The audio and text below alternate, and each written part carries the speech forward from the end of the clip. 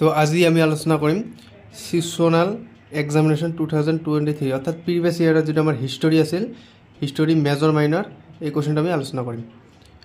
subject আছে history major minor দুইটাই হয় ফুল মার্ক থাকিব 20 টাইম থাকিব 1 আওয়ার এক নম্বর কোশ্চেন দিয়ে আছে ইংলিশ আসামিজ দুইটা মিডিয়ামত আমি আলোচনা কৰিম নিম্নলিখিত প্ৰশ্নসমূহৰ প্ৰতিটো এটা শব্দ বা এটা বাক্যত উত্তৰ দিয়া যিকোনো তিনিটা কৈছে কোশ্চেন নম্বৰ এ হৈছে মহেঞ্জোদাৰোৰ অৰ্থ কি ভেৰি ভেৰি ইম্পৰ্টেণ্ট কোশ্চেন হয় এইটো মই ইয়াৰ উত্তৰ দিছো ইয়াৰ উত্তৰ হৈছে ইয়াত দিছো উত্তৰ মহেঞ্জোদাৰোৰ অৰ্থ হ'ল মৃতকৰ চহৰ বি নম্বৰ কোশ্চেন হৈছে হৰপ্পা সভ্যতাৰ স্থানসমূহত প্ৰাপ্ত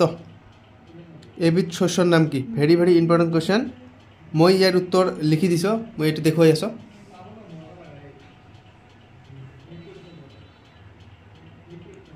ইয়াত আছে হৰপ্পা যুগৰ কৃষি ৰবি শস্য হয় খাৰিফ শস্য হয় গম আছে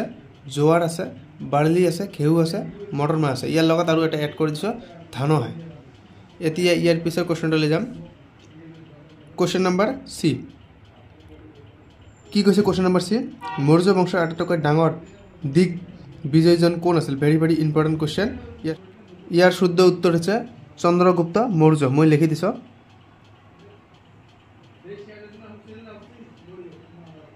চন্দ্ৰগুপ্ত মৌৰ্য ইয়াৰ পিছৰ কোশ্চেনটা দেখিম এতিয়া ডি নম্বৰ শুঙ্গ বংশৰ প্ৰতিষ্ঠাতা কোন আছিল মই এইটো লিখি দিছো ইয়াৰ শুদ্ধ উত্তৰ হৈছে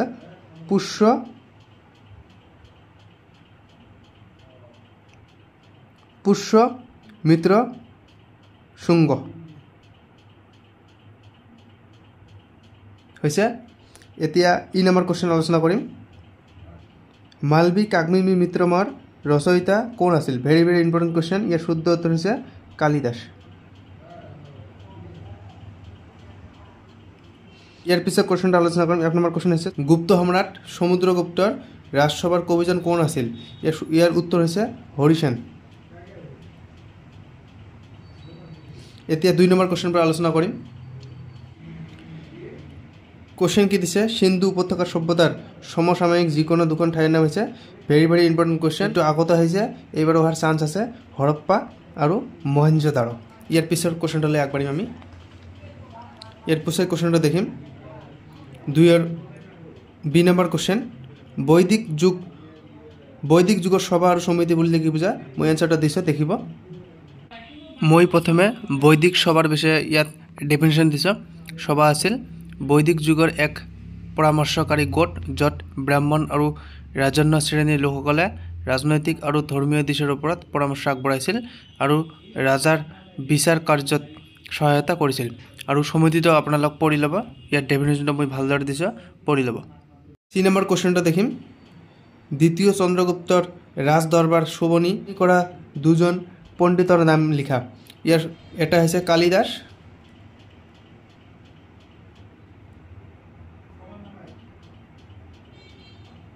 আনটো হৈছে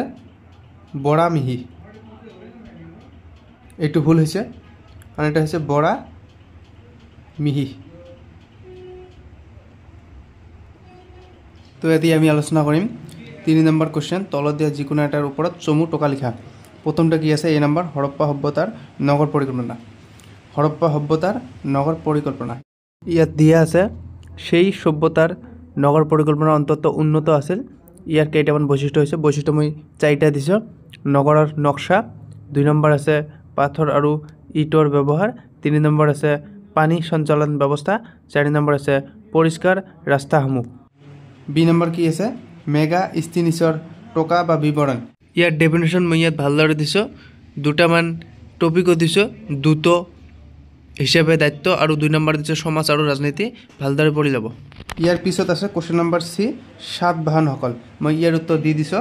ইয়াৰ উত্তৰ হৈছে ইয়াত আছে ইয়াৰ উত্তৰ ইয়াত দিয়া আছে সাতবাহনসকলৰ বংশ আছে ইয়াত সকলো দিয়া আছে এইটো স্ক্ৰীনশ্বট মাৰি ল'ব পিছত পঢ়ি ল'লে হ'ল তাৰপিছত আছে সাতবাহনৰ উৎপত্তি আছে সাতবাহনসকলৰ উৎপত্তি দি আছে স্ক্ৰীনশ্বট মাৰি ল'ব ইয়াৰ পিছত আৰু আছে ইয়াৰ পিছত আছে সাতবাহন বংশৰ ৰজাসকল ইয়াত ৰজাসকল দিয়া আছে গতিকে শ্ৰীমুখ আছিল প্ৰথম ৰজা শ্ৰীমুখ তাৰপিছত কানহা আছে কানহা বা কৃষ্ণ তাৰপিছত আছে প্ৰথম সাতকৰ্ণী তাৰপিছত আছে দ্বিতীয় সাতকৰ্ণী এইখিনিৰ ভিতৰত লিখিলে হৈ যাব ইয়াৰ পিছতটো হৈছে কুৱেশ্যন নম্বৰ ডি ফাহিয়ানৰ টকা ইয়াৰ বিষয়ে চমু টকা লিখিব কৈছে ইয়াৰ উত্তৰ মই দি দিছোঁ ইয়াত দিয়া আছে ফাহিয়ানৰ ভ্ৰমণ কাহিনী প্ৰথমত দিয়া আছে ভ্ৰমণৰ উদ্দেশ্য দ্বিতীয়তে দিয়া আছে ভ্ৰমণ পথ আৰু তৃতীয়তে দিয়া আছে ধৰ্ম আৰু সংস্কৃতি এইবোৰ পঢ়িলে হৈ যাব এতিয়া আমি 4 নম্বৰ এইবিলাক আলোচনা কৰিম এটা কোৱেশ্যনত 10 মাৰ্ক কৰি দিয়া আছে কি কৈছে ইয়াত নিম্নলিখিত প্ৰশ্নসমূহৰ যিকোনো এটাৰ উত্তৰ দিয়া ইয়াত দিয়া আছে তিনিটা দিয়া আছে যিকোনো এটাৰ আমি উত্তৰ লিখিম মই তিনিটা আলোচনা কৰি দিম যিকোনো এটা চুজ কৰিব আপোনালোক প্ৰথম কোৱেশ্যনটো কি আছে কোৱেশ্যন নম্বৰ এ আছে সিন্ধু উপত্যকাৰ সভ্যতাৰ এটি বিৱৰণ দিয়া very very important question easy question হয় ইয়াৰ পিছে মই ডেফিনেশ্যন দিছোঁ আপোনালোক ভালদৰে পঢ়ি ল'ব যেহেতু ভিডিওটো বহুত দীঘল হৈছে গতিকে স্ক্ৰীনশ্বট মাৰি ল'ব আৰু পঢ়ি ল'ব এই সভ্যতাৰ মোৰ গুৰুত্বপূৰ্ণ দিশসমূহ দিছোঁ নগৰ পৰিকল্পনা আৰু গঠন 1 নম্বৰ 2 নম্বৰ আছে অৰ্থনীতি আৰু জীৱনধাৰা